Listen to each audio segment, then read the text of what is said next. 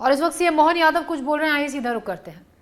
में जिन बच्चों को अपनी नियुक्ति पत्र मिल रही है, उनके सारे अभिभावक बैठे, मैं आपको भी प्रणाम करता हूं। और इधर नीचे से नए बढ़ते परिवार की नई ताकत की नई फौज, नई उम्मीद हमारे साथ जुड़ रही है। मैं आपका भी वंदन अभिनंदन स्वागत करता हूं। ये बात सही है, बदलते दौर में जैसे पहले गाना तो बना था पानी पे, या रहीम जी ने दोहा लिख दिया था। अब वो उस समय बिजली नहीं थी, नहीं तो दोहा बिजली पे भी बनता। बिजली का दोहा तो सब पे भारी है, क्योंकि ये बात सही है। जो हमारे लिए पानी का महत्व है, जो हमारे लिए वायु का महत्व है, आज बदलते दौर में ऊर्जा का महत्व है। हमारे लिए सौभाग्य की बात है। और ऊर्जा के लिए तो इस सौर मंडल में परमपिता परमेश्वर साक्षात सूर्यनारायण देवता, इस चराचर जगत में दिखाई देने वाले अगर कोई देव है तो वो सूर्यनारायण देवता है, जिनके बलबूते पर हमारे कई सारे साइंस के जब बच्चे थे, स्कूल में जाते थे, तो प्रकाश संश्लेषण की ऊर्जा से आकर्षण की, पौधे की, जिधर आप उसकी सूर्य की प्रकाश की किरण लाओगे, पौधा घूमते घामते उधर वो अपने अंकुरण की क्षमता लाता है। तो वो जीवन की ललक दिखाता है प्रकाश संश्लेषण के माध्यम से। मैं मान के चलता हूँ, प्रकाश संश्लेषण की उस बात को छोड़ें तो हमारे लिए इस पंच तत्व के शरीर के अंदर भी ऊर्जा का, हम सब जानते हैं, 5 प्राण में से एक प्राण हमारे लिए वो अग्नि तत्व के नाते से भी। और मैं आज आपके बीच में जब बात कर रहा हूँ तो आज थोड़ा समय इसलिए कम पड़ रहा है कि हमारे राष्ट्रीय अध्यक्ष जी को हम साथ में 1:30 पौने 2 बजे की मीटिंग में बैठ करके आगे हम दिल्ली तक भी जाने वाले थे। तो ये कार्यक्रम इतना अच्छा था तो मैं राष्ट्रीय अध्यक्ष से विशेष परमिशन लेके आया। हमने कहा इतना बड़ा कार्यक्रम है, इतना अच्छा कार्यक्रम है। आमतौर पर राष्ट्रीय अध्यक्ष अगर प्रदेश में हो और वहाँ अध्यक्ष और मुख्यमंत्री नहीं हो, ये बड़ा अच्छा नहीं लगता है। लेकिन माननीय राष्ट्रीय अध्यक्ष जी कितने विनम्र हो, इतने अच्छे मन के हैं। और यशस्वी प्रधानमंत्री के सारे मंत्री ऐसे, माननीय प्रधानमंत्री के लिए जोरदार अभिनंदन श्रीमान नरेंद्र मोदी जी के लिए। हमने तो विक्रमादित्य के नवरत्न सुने थे, उनके सिंहासन की 32 पुतलियों की कहानी जानते हैं, लेकिन एक एक मंत्री, ये 32 पुतलियां तो छोड़ो, ये साक्षात चलते फिरते अपने कामों से पहचान बनाने वाले मंत्रिमंडल का क्या विराट स्वरूप दुनिया देख रही है भारत का। और भारत का बच्चा बच्चा गौरवान्वित है। जोरदार अभिनंदन माननीय नरेंद्र मोदी जी के लिए।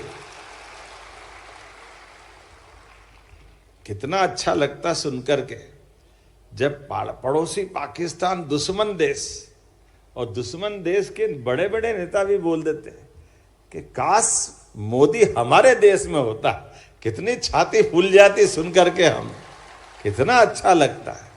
एक एक काम के माध्यम से, एक एक उनकी रचनाओं के आधार पर हमारे लिए सौभाग्य की बात है कि हाँ, हम इस समय में यशस्वी प्रधानमंत्री के शासनकाल को देख रहे हैं। मैं मान के चलता हूँ, जब आज आपके बीच 6 विद्युत कंपनी के लिए आज 1050 पदों, 60 पदों की नियुक्ति पत्र दिए जा रहा है, मैं उन सबको बधाई देता हूं। जोरदार अभिनंदन उन सब के लिए, जिसमें क्लास 2, क्लास 3, क्लास 4 सभी प्रकार के तकनीकी, गैर तकनीकी, चिकित्सकीय, विधि, मानव संसाधन, सुरक्षा संकाय, सभी प्रकार के लोग लिए हैं। और बिजली कंपनियों के लिए भी 51,000 पदों की नियुक्ति की है। 51,000 किसको कहते हैं? अकेले एक विभाग और पद 51,000।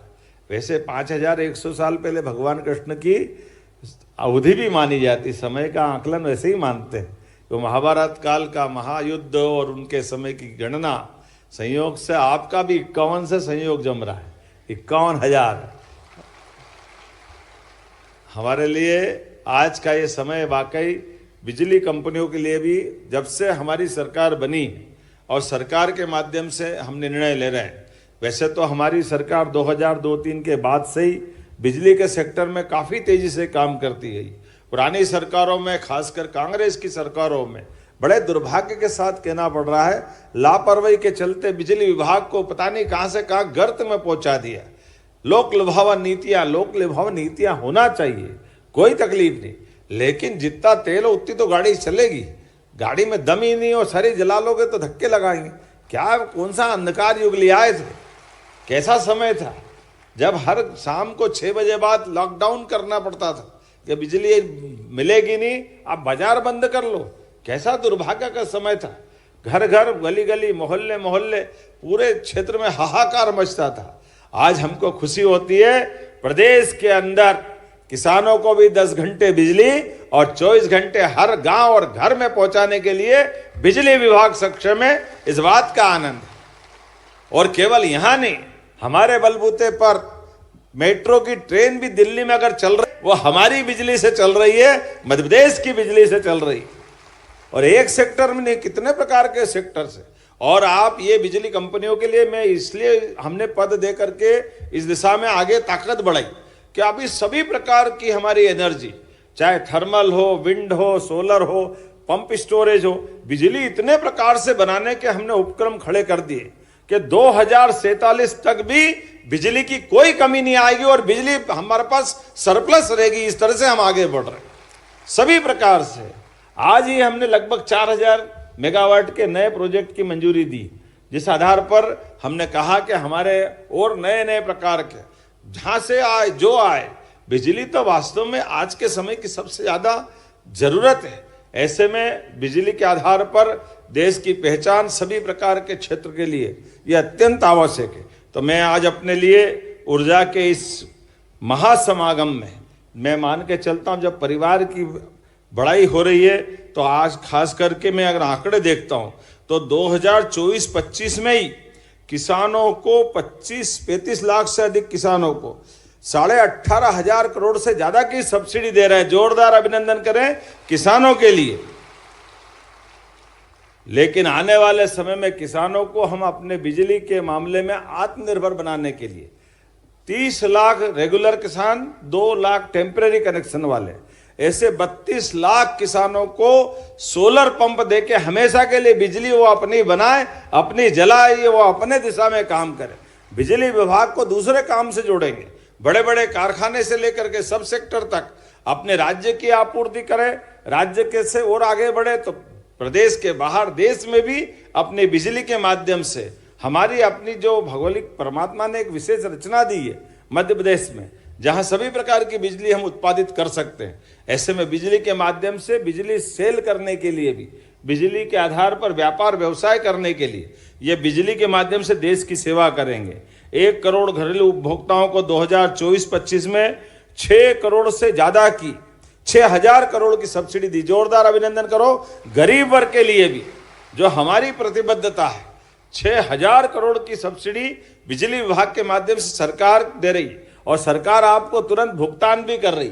हमारी पारदर्शी नीतियों के बलबूते पर हम किसी प्रकार से विभागों को उनकी जो आवश्यकता है उसमें सभी प्रकार की मदद कर रहे हैं। बीच में ये बात आई थी कि वो हमारा 6-6 महीने 1-1 साल तक कोयले का भुगतान नहीं होता है, इसके चक्कर में हमारा वो ये विद्युत संयंत्र बंद हो रहा है, वो बंद हो रहा है। हमने कहा काहे के लिए बंद हो, कोई बंद नहीं होगा, सारा पैसा ले जाओ, हमारे पास पैसे की कोई कमी नहीं है।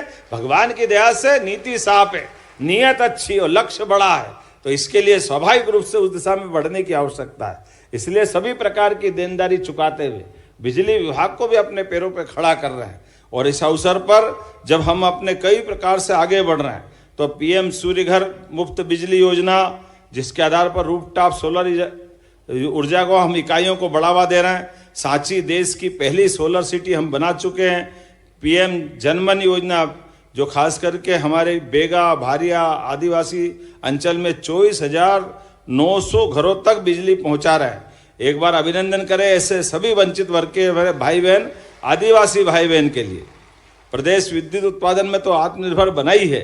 खेत हो, कारखाने हो, शहर हो या गांव हो, हर जगह बिजली अपनी पहुंचा करके हम अपनी सशक्तता दर्शा रहे हैं, हमारी इच्छा शक्ति दर्शा रहे हैं। बिजली से पूरा प्रदेश आज अपना सरसब्ज है।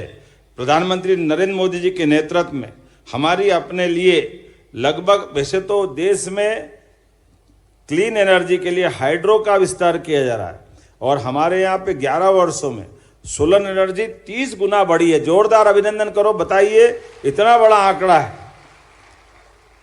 और अब तो हमारी जहाँ भी इंडस्ट्री कॉन्क्लेव हो, बाकी सारी चीजें हो, लेकिन बिजली बनाने को लेकर के बड़े पैमाने पे निवेश के प्रस्ताव आते हैं हर दिन, हर पल, हर समय।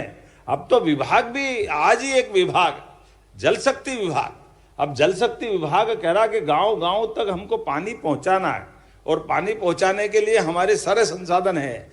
हमने अपनी लाइनें बिछा दी, डिस्ट्रीब्यूशन की सारी व्यवस्था कर दी, टंकी बना दी, मोटर लगा दी, लेकिन बिजली, तो उन्होंने कहा बिजली भी अब हम सोलर पंप खुद ही लगा लेंगे, सोलर पैनल, तो उनकी बिजली वो भी उत्पन्न करेंगे। एक एक विभाग अपनी अपनी बिजली आगे निकल रहा है और इस दिशा में मदद कर रहा है।